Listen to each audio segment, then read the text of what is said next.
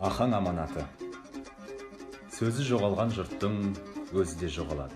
Ахмет Байтұрсынұлы. Бірлет ноғайды бұлдырлатып, орыстар алыстырды.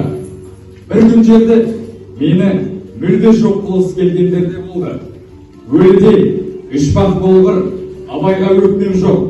Тіріде Мағаның дұшпан менен алысқан күн, тіл сенің жүрек. Ана тілін жақсы біліп тұрып, бөтінше жақсы сөйлесең, бұл сүйініш. Ана тілін білмей тұрып, бөтінше сөйлесең, бұл күйініш. Халел Досмұхамедұлы. Кімде-кім ана тілін әдебиетін сыйламаса, бағаламаса, оны сауатты, мәдениетті адам деп санауға болмай. Мұхтар Әуезов. Анамыздың ақ сүтімен бойымызға дарған ана тілімізді ұмыту, бүкіл ата-бабамызды, бар тарихымызды ұмыту. Бауыржан Момышұлы. Аталардың аманатына адал болайық ағайын.